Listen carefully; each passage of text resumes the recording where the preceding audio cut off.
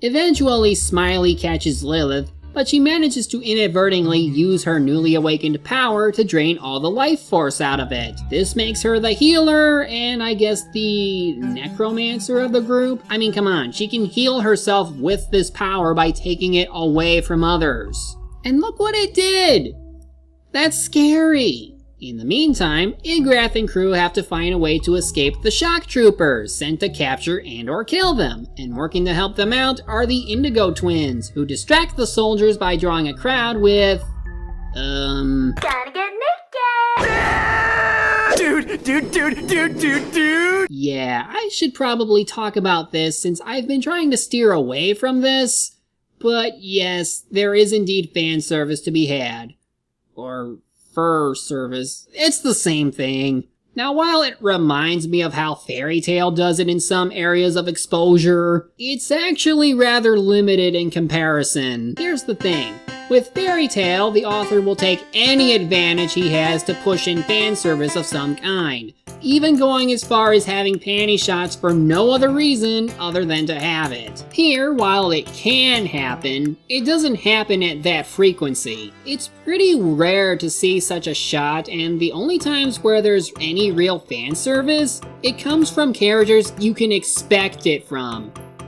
The Indigo twins in particular do it as part of their espionage tactics, distractions, and their real job at a strip bar they work at. And Tinsel acts this way because she's a celebrity who thinks highly of herself. That and she's, well... Just a plain old bitch! That's it! I will make you rue the day you were born! Yeah, go ahead! We dare you, bitch! Your boobs are way too big to be a teacher! Seriously? I guess what I'm trying to say is that unlike Fairy Tail, or even something like History's Strongest Disciple Kenichi, the fan service doesn't feel forced. It comes and goes naturally without it always trying to be in your face.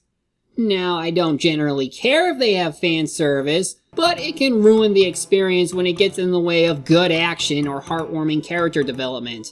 And thank God it doesn't happen here. Of course, because this is the internet, people will still find this to be more offensive than even most manga I've seen. And yet those same people would still be fine with this, or this, or this. Anyway, the rest of Volume 2 mostly covers the kids getting along better, and establishing their friendship a lot better, with Mace still down about how Paige died because the nightmare were after him, and how he doesn't want this to happen to Lilith, the girl he's starting to like a lot, swearing to find whoever did this so that it doesn't happen again. So Bast, who has been keeping tabs on what's going on with Igrath since he was around the area when Lilith failed to show up to meet him for the Harvest Festival going on, decides to use her pet as a guide to go look for her, leading us into Volume 3, and well, from here I don't really want to spoil much else on the story because this is where the plot really starts to thicken, mostly from the little things brought on from the earlier chapters.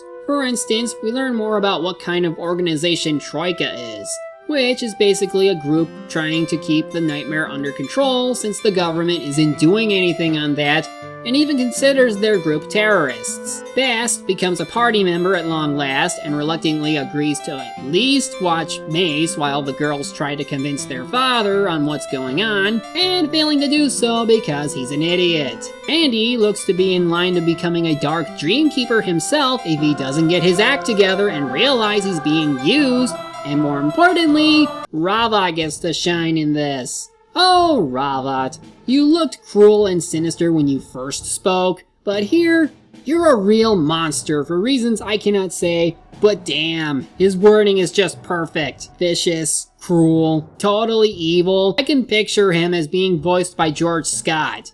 You know, Percival McLeach from Rescuers Down Under. I just love him and the kind of power he has. It totally fits him. Other than that, there's more progression in learning about who currently runs the nightmare, trying to find information about the whole nightmare situation in general and why such information was lost. That leads to some rather dire situations, but again, that's something you would need to see for yourself. Really, it's one thing for me to talk about some of the stuff that happens in these volumes, but it's another to actually see and read it. because outside the main cast, we get plenty of side characters who do actually get some panel time and do become memorable in their own right, almost to the point where they can very well be major supporting characters. Although it also helps that there's what's called the Prelude webcomic series that goes on alongside, updating every now and then, but covers things that happened long before the main plot, be it months or years beforehand. It explores some of the characters more and further develops their backstories a bit than in the main comic. Since, yeah, I have to say, we don't delve too deeply into everyone's backstory during the main plot.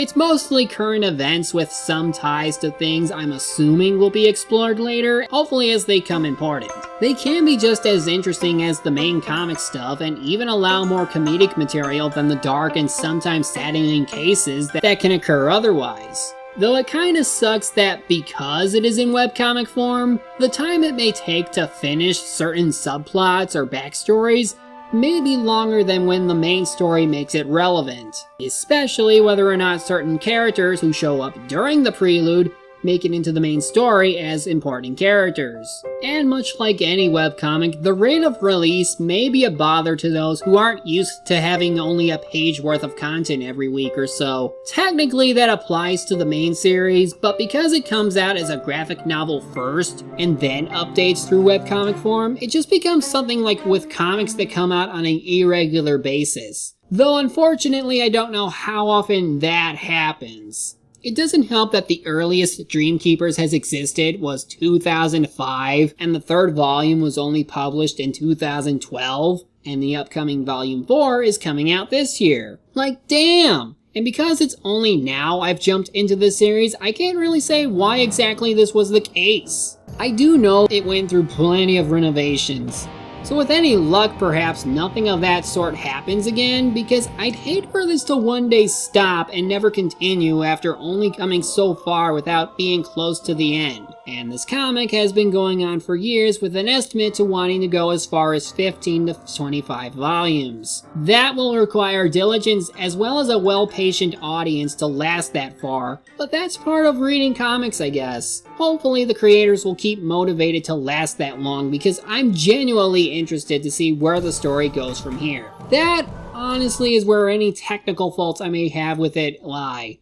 Just the timing of release versus how long it looks like the story will go on for, because it almost sounds like it'll be years before it ends. Although considering how long I've been reading certain manga already, that shouldn't be much of an issue. But I guess that can also be a subjective thing, much like other things that happen in the story. In the end, I'm glad to say that I have yet another comic series I can devote time to as it comes, and especially one as unique as this. Sure, it's a furry comic, but so what? We deal with all kinds of non-human beings in fiction all the time and not care about why, so why exclude this one because of it? You'd just be missing out on some good storytelling that I still say is like with Fullmetal Alchemist. Yeah, I can compare, but in this case it's because it's all good, and like with Slightly Damned, I'll actually be buying into the volumes from now on. I already backed the Kickstarter for Volume 4 back in like June, so I'll be looking forward to that. So yeah, overall this series has a lot of great potential with great people working on it to ensure the best quality possible that will hopefully last a long time, and I hope to see more of this story as it comes. Because when you got people wanting more, even with such release rates, you know you're doing something right. I'm the Media Hunter. Media's my prey, and reviewing them my way.